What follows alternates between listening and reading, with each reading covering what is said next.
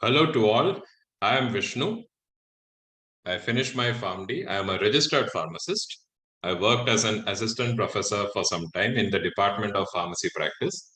Now I'm working as an executive clinical pharmacist in antimicrobial stewardship department. So as I said that I will continue with my PBC practical knowledge and competitive exam oriented lectures. So it is going to be a detailed process. Today the topic is regarding antidepressants, but since it's a very big topic, there are so many classes of drugs and they have a lot of special things about them. So we can't cover it in a single video, because if I try to cover it in a single video, then the video will become too long. So here I'm going to talk about introduction to antidepressants. So we'll talk about what are the different theories of depression, because obviously we know that we don't have a particular cause. There are a lot of theories. What are the symptoms of depression? And what are the different classes of medications that are used in the treatment of this disease? So those aspects will be covered here. And as I said that if you want any kind of guidance or slides or notes of mine, please contact me in LinkedIn. I'll definitely try my best to provide you with the same. So let's, without wasting any time, directly go into the lecture. So as I said, what are the things that you can expect and what are the things you should not expect from this presentation or from any of my lectures? Practical knowledge of the highest level, because I believe that pharmacy practice or whatever you are studying in medicine, it's a huge ocean. It's an ocean which you can't quantify. Anyways, ocean can't be quantified, but this is much more than that. So the best way to remember things and to analyze or think properly is to visualize practically. So practical knowledge you will get of the highest level. You will get a foundation on which you can apply yourselves for competitive exams, even if it is for PBC as well. Definitely, you will also get a guide in how to make good notes and presentation, because anyways, this is a PowerPoint presentation, so you can understand how I make my slides. And definitely, if you want my handwritten notes, how I make them, then definitely please contact me in LinkedIn. I'll definitely be happy to send you my sample notes. Priceless knowledge free of cost. As I said, there are a lot of interesting things that you will find in this as the journey of my lecture goes. Many things which you might not have even thought of.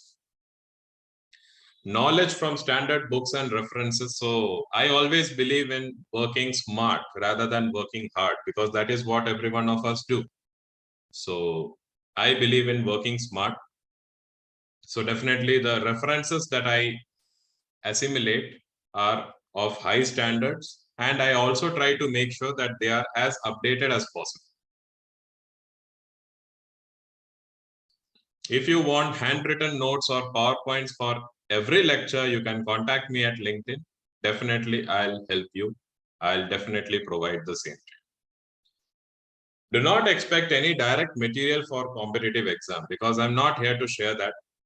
Because I cannot say that, okay, today I'm teaching antidepressant, it means that antidepressant will definitely come in the exam, or this is enough for your exam preparation. That I can never say, because knowledge is something which cannot be quantified. So I believe that you should keep updating your knowledge and refer more textbooks and whatever you can to polish yourself to the shiniest level.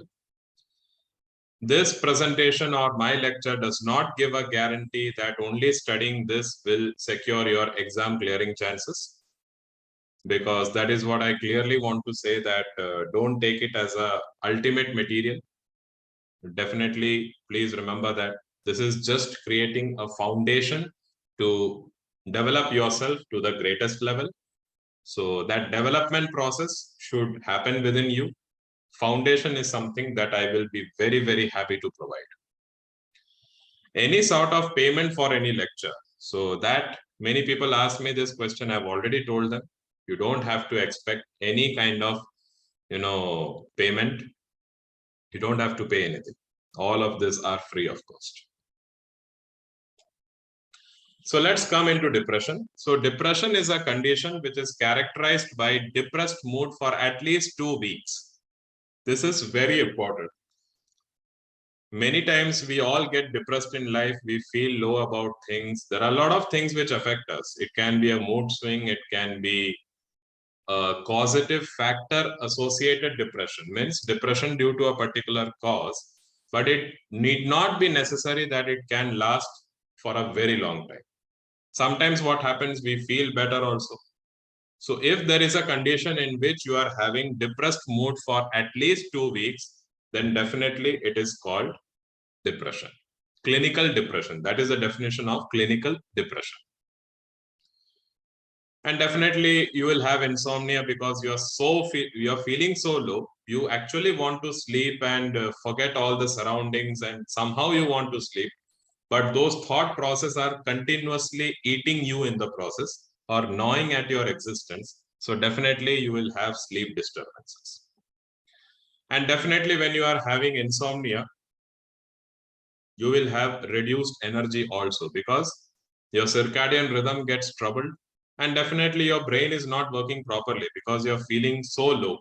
So definitely in other activities, in day-to-day activities, it will get impacted. Reduced libido, sexual dysfunction is also seen because, see, any kind of sexual activity is actually a form of pleasure. A person who is depressed does not find pleasure in anything, whether it is about himself, whether it is in a relationship, or whether it is anything. So definitely sexual dysfunction is also observed. Hopelessness, this is very important. Always remember that dopamine makes you feel good about yourself. Always remember this. Dopamine makes you feel good about yourself. And that is why it is also known as the rewarding, agent.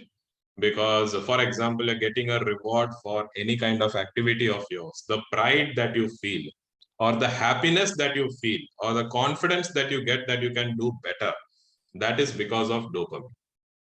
But when dopamine levels reduce, what happens is that you don't feel good about anything. Maybe everything is going fine, but still you don't find positivity in it. So definitely when you don't feel good about yourself, it always leads to hopelessness.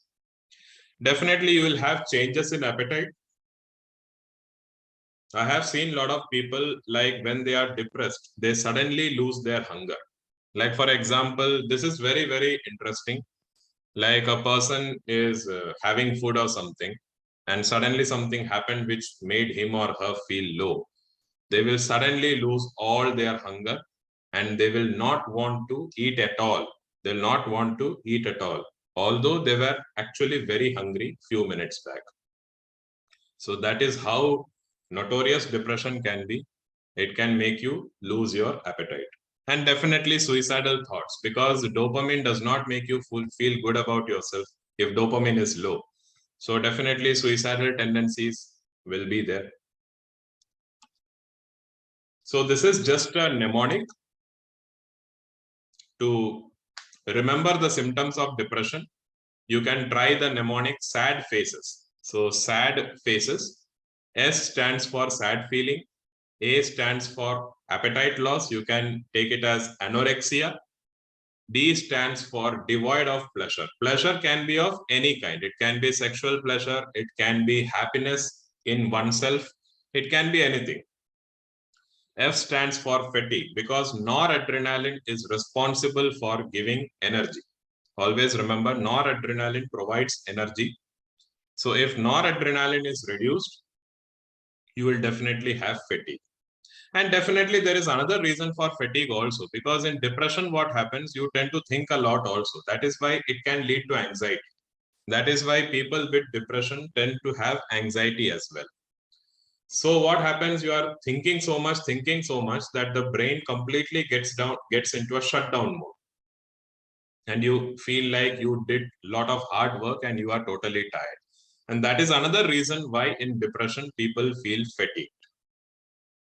A stands for anxiety. Why actually anxiety happens is because when you are depressed, obviously you are feeling low about something. There is always an inner fear that tomorrow also the same thing may happen to me. Or if you are depressed about some unfortunate incident, or maybe about something that you wish to happen this way but happened that way. So definitely it will give you more tension that whether tomorrow also the same thing will happen. So definitely depressed people are also anxious to some extent. Noradrenaline gives you concentration. So noradrenaline makes you alert, gives you concentration. So if a patient is depressed, they can have concentration deficiency. So lack of concentration. Dopamine definitely makes you feel good about yourself. It increases your self-esteem. So E stands for esteem deficiency. That means dopamine is reduced, so you will never feel good about yourself. And S stands for suicidality. So it means suicidal tendency. So this is just a mnemonic. I just referred some book, and then I just got it. So I just thought that I'll share it. Let's come to the theories of depression. So there are three theories of depression. One is called the monoamine theory. Other is called serotonin type 2A receptor theory. So actually serotonin, there are a lot of receptors. So serotonin type 2A receptor theory. And one is called the BDNF theory. So we will talk about all of these theories one by one. First is the monoamine theory. Monoamines, there are three monoamines in our body. One is called 5-hydroxytryptamine, which is also known as serotonin. NE stands for norepinephrine or noradrenaline, and DA stands for dopamine. So these are the neurotransmitters which are actually required to regulate your mood in the limbic system of your brain. Now what happens is they undergo breakdown through two mechanisms. Number one, they are metabolized by an enzyme known as MAO. MAO stands for monoamine oxidase. So there are two types of MAO. One is called monoamine oxidase type A, and the other is called monoamine oxidase type B. MAO A is responsible for breaking down serotonin and norepinephrine, and MAO B is responsible for breaking down dopamine. That is why MAO A inhibitors are used in depression, and MAO B inhibitors are mainly used in Parkinson's disease, because when dopamine level reduces in the brain, it causes Parkinsonism. So this is one way how monoamines get reduced. Another method is they undergo reuptake into the presynaptic neuron. So that also you can understand in simple terms. That also results in low levels of monoamines. So these are the two mechanisms by which you can feel depressed or you can suffer from depression. So this is the monoamine theory, which says that either the monoamines get reuptaken into the presynaptic neuron, or they are metabolized by MAO A or MAO B enzymes, which leads to depression. Now we come to serotonin type 2A theory. This is very interesting. If serotonin type 2A receptors are overactive, it can lead to depression or psychosis. This is very interesting. Sometime before I was actually telling that serotonin level, if it reduces, it causes depression. But this is a subtype of serotonin, which when increases, it actually causes depression and psychosis. So that is why we have special molecules which target serotonin type 2 receptors, especially type 2A receptors. Then the third is the BDNF hypothesis. So BDNF, the full form is brain-derived neurotropic factor. If you look at most of the motivational speakers, we have a lot of motivational speakers around. They always talk about getting up at 5 o'clock in the morning or getting up early morning, going for morning walk, jogging, exercise, doing some kind of gym or any kind of activity which involves productivity. And the reason they say for doing this is there is a chemical known as BDNF, which increases when you get up early in the morning or when you do some kind of activity which motivates yourself. Because BDNF makes you feel good about yourself. So if BDNF reduces, depression occurs. And if BDNF increases, mania occurs. Mania means it is a kind of overestimation. If depression is underestimation, mania is overestimation. So this is actually a practical knowledge in which we are connecting mania and depression using BDNF theory. So mania and depression are two extreme poles of the same disorder. Both mania and depression are connected via BDNF theory. So if BDNF increases, you feel good about yourself, but if it increases way too much, it causes mania. If BDNF decreases, depression occurs. There is actually an enzyme known as glycogen synthase kinase type 3. The function of this enzyme is it actually reduces the quantity of a compound known as beta-catenin. GSK3 reduces the level of a compound known as beta-catenin. If the level of beta-catenin is low, it reduces the production of BDNF. And if BDNF is low, that can lead to depression. So why I talked about GSK3 is because there is a medicine known as lithium. Lithium actually blocks this enzyme, glycogen synthase kinase type 3. So as a result of which, it might be good in the treatment of depression. But we don't use it in depression directly because it is a drug which requires therapeutic drug monitoring. There are risks of side effects, etc., etc. I just told it as a practical knowledge perspective. If the levels of BDF fluctuate, the patient swings from mania to depression. So as I told you already, that if BDF increases, mania occurs.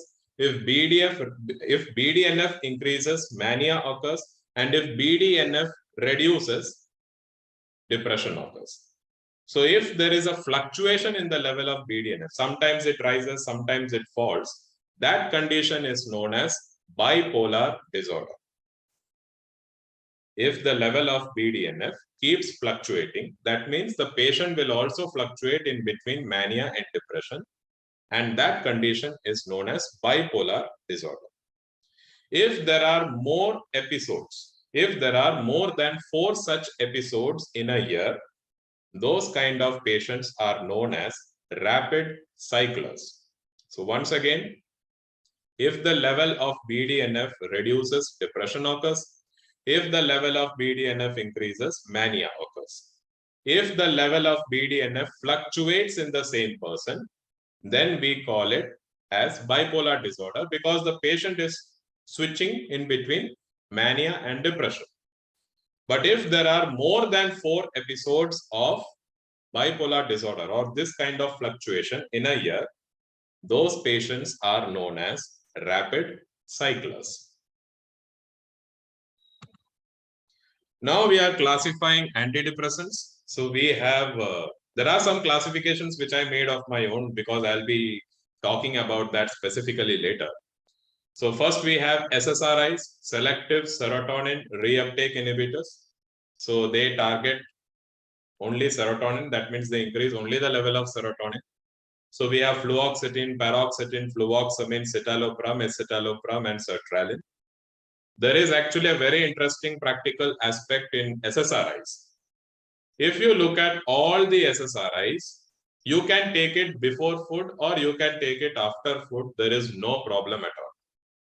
Food does not affect the activity or absorption of any SSRI except sertraline.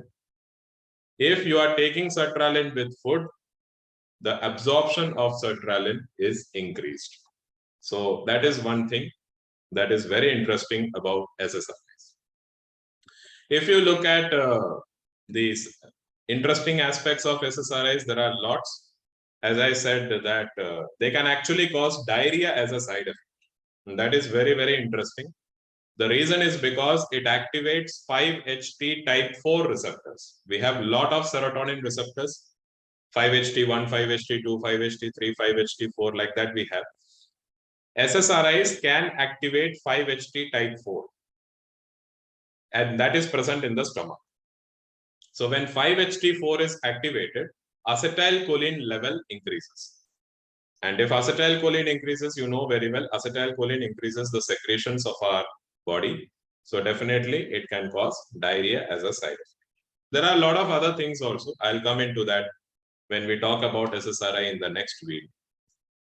Then we have SNRIs, serotonin norepinephrine reuptake inhibitors. So they prevent the breakdown of norepinephrine as well. We have venlafaxine, desvenlafaxine, duloxetine, milnacipran, and levomilnacipran. So some of them are also used for neuropathic pain, and we have other interesting features about them as well. We'll talk about that in the next class. Then we have tricyclic antidepressants, most of which actually require therapeutic drug monitoring because of their toxicity. So we have clomipramine, imipramine, desipramine, amitriptyline, nortriptyline, amoxapine, doxepin, and docilpine. So there are some interesting features I'll tell you, not in detail. In detail, I'll talk about that later. Tricyclic antidepressants actually block alpha-1 receptors, alpha-1 adrenergic receptors. So they cause postural hypotension as a side effect because alpha-1 receptors actually increase the level of noradrenaline. So they cause postural hypotension as a side effect. And another problem with blocking alpha-1 receptor is that it can cause sexual dysfunction because alpha-1 receptors are present in the prostate gland. So it can cause ejaculation problems. And since it is blocking the release of norepinephrine, it can also cause fatigue because noradrenaline is responsible for giving you energy and concentration. So TCAs may cause fatigue and lack of concentration. Tricyclic antidepressants also block muscarinic receptors. So they have anticholinergic side effects. So anticholinergic means all the secretions of your body will be stopped. So if the secretions of your eyes are stopped, it can cause blurred vision. If the secretions of your salivary gland are stopped, then it can cause dry mouth or xerostomia. If the secretions of your sweat glands are stopped, then it can cause fever as a side effect because obviously through your sweat, toxins are released. If the sweat is blocked, then definitely it can cause fever. It can cause urinary retention. So if it is a patient who is suffering from diabetes and it is a female, or even if it is a male and they have recurrent UTI problems, then this can exacerbate that because it will cause further urinary retention. And definitely it can cause constipation as well. It has anticholinergic side effects, so definitely it can cause memory loss. So tricyclic antidepressants are not a very good option in elderly because in elderly already there is a problem of dementia or memory loss as the age increases. So in a patient who is suffering from Alzheimer's disease, tricyclic antidepressants should never be used. There is a molecule here known as amoxapine. So amoxapine actually has a special activity. Amoxapine, although it is a tricyclic antidepressant, it also has dopamine type 2 receptor blocking activity.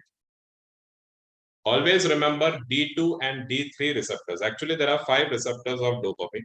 D2 and D3 produce the maximum dopamine. So amoxapine blocks D2 receptor, so it can cause extrapyramidal symptoms as a side effect. So like that, there are a lot of interesting features. I'll talk about that in detail later. Then we have MAO-A inhibitors. So we have 2 types of MAO-A inhibitors.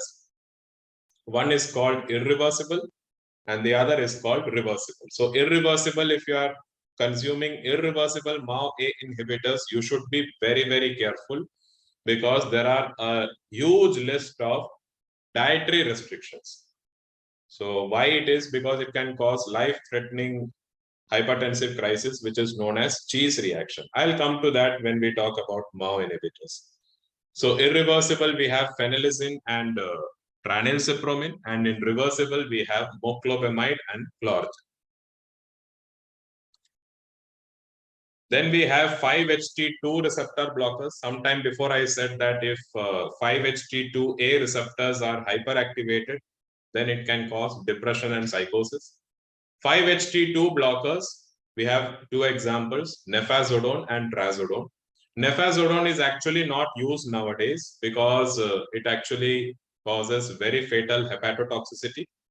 And trazodone also is not very commonly used, although it is not banned. Trazodone is also not that much used because it causes painful erection of the penis. So it is called priapism. So that is a problem with trazodone. We'll come to that, why it causes those things. We'll come to that later. Then we have a special class of medicines known as NASA. So the full form is noradrenaline and specific serotonergic antidepressant. Specific serotonergic because it only acts on specific serotonin receptors. As I told you before, there are a lot of serotonergic receptors. SSRIs act on almost all of them, but these specific medications act on only specific serotonin receptors. So this is another class known as NASA. So we have mirtazapine and mianserin. Then we have selective norepinephrine reuptake inhibitor, which is known as atomoxetine. Atomoxetine is actually used in children for the treatment of attention deficit hyperactivity disorder. Then we have NDRI, that is noradrenaline dopamine reuptake inhibitor. So we have an example, bupropion. So we'll talk, there are a lot of interesting aspects about bupropion, which I'll come to later. 5-HT1 agonist with SSRI activity, that is vilazodone. So always remember 5-HT1 and 5-HT2 are enemies. That means whatever effects 5-HT1 shows, the opposite 5-HT2 will show. So 5-HT2 actually increases anxiety, increases psychosis, increases aggressive mentality, increases depression. 5-HT1 is exactly the opposite. It has antidepressant activity, it reduces your aggression, and it also reduces your anxiety. SNRI plus 5-HT1 or 3 agonist, for example, vortioxetine. Since it is a 5-HT3 agonist as well, it may cause GI disturbance to some extent, and it may cause nausea, vomiting, because you know very well that we have 5-HT3 receptor blockers, for example, ondansetron, palonosetron, granisetron, etc. Then we have NMDA receptor antagonists. These are not used very, very commonly because these medicines itself are very dangerous. Ketamine is actually an anesthetic. It is an off-label indication. It is not at all suggested because there are a lot of problems with these medications. And then we have S-ketan. And the last is GABA type A receptor modulator, which is brexanolone. So this is actually indicated only for postpartum depression. Means after the delivery, the mother goes into severe depression to the extent of, disowning the baby. So in such condition, to prevent those kind of depressive episodes, this molecule is indicated. But it has only that indication, no other indication. So now let's come to the receptor pharmacology. So these are different receptors, what happens when it gets activated and what happens when it gets blocked. I always tell people, if you understand receptor pharmacology, just simple, in a very simple terms, like different receptors, what happens when it increases, what happens when it reduces. If you know this very well, then most of the medications that you study, you will find in books, they activate this receptor, that receptor, etc., etc. You can yourself predict what are the different side effects that you may see. So 5-HT1A, if it increases, it has antidepressant activity, anti-anxiety activity, it reduces your heart rate, and it reduces your blood pressure. If 5-HT1A receptors are blocked, it causes depression, anxiety, hypertension, and tachycardia. Now we come to 5-HT2A. It is exactly the opposite. It causes anxiety, it causes insomnia, it increases your sexual dysfunction problem, it causes depression, and it causes psychosis. If 5-HT2A receptors are blocked, it has anti-anxiety effect. It increases your REM sleep. You can refer my video on sleep disorders. I have explained what REM sleep is, rapid eye movement it is. And it reduces your sexual dysfunction. It has antidepressant activity and antipsychotic activity. 5-HT2C receptors, if it increases or if it is activated, it causes anxiety, anorexia. Since you will have anorexia, definitely you will have weight loss because you will not eat food properly. It causes sexual dysfunction because of reduced dopamine activity. Because I already told you, dopamine gives you pleasure. So when dopamine reduces, it will cause sexual dysfunction. This is also another reason why SSRIs cause suicidal tendencies. Although they are antidepressants, but they actually cause suicidal tendencies. Because I think there may be a hypothesis, or it can be said like this, that if somewhere an antidepressant is activating 5-HT2C receptor, as you can see in this slide very clearly, it reduces the activity of dopamine. And dopamine makes you feel good about yourself. So if you don't feel good about yourself, the next step that you do is suicide. So this may be one reason why antidepressants, although they are used in depression, they actually may increase suicidal tendencies. If 5-HT2C receptors are blocked, it has anti-anxiety effect. It increases your appetite. It causes weight gain. Sexual dysfunction is not present, and it increases the activity of dopamine. If 5-HT3 receptors are activated, it can cause nausea, vomiting, GI problems. And if 5-HT3 receptors are blocked, for example, ondansetron, etc., so it has anti-emetic activity and it reduces the gastrointestinal problems. If noradrenaline is activated, it has antidepressant activity, tremor, tachycardia, sweating, and hypertension. Also, it increases your concentration and it gives you energy. If it is blocked, then exactly the opposite will happen. If alpha-1 receptors are activated, it will increase your sexual activity, because especially in males, because alpha-1 receptors are found in the prostate gland. It causes hypertension because it increases noradrenaline level, so it can cause tachycardia as well. And at the same time, it provides energy. It improves your concentration or focus. If alpha-1 receptors are blocked, then the opposite can be predicted. If 5-HT7 receptors are activated, it can cause depression and abnormalities with glutamate. If 5-HT7 receptors are blocked, it has antidepressant activity and it modulates or regulates the level of glutamate. If histamine type 1 receptor is activated, always remember, histamine makes you alert. And if you are too much alert, you will obviously not get sleep, which causes insomnia. Histamine gives you allergy. Histamine causes weight loss. And that is why when you take an antihistamine, you feel sedated, you feel drowsy, you have weight gain, and definitely it is anti-allergic in nature. So that's it for this presentation.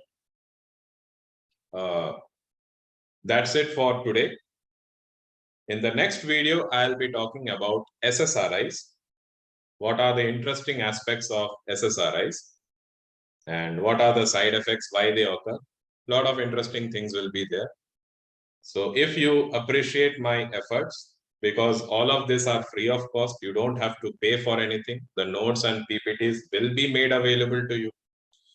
If you support my cause, then please subscribe and share to maximum people, because I always believe in two principles. Knowledge is power and knowledge shared is knowledge doubled. So if you agree to what I say, then I hope that you have learned a lot in this. And definitely, if you have any queries or if you want to clarify something, please contact me at LinkedIn, or you can comment in the comment section. I'll definitely refer and try my level best to respond to you. So that's it for today. Thank you so much for listening to me. See you in the next video. Until then, it's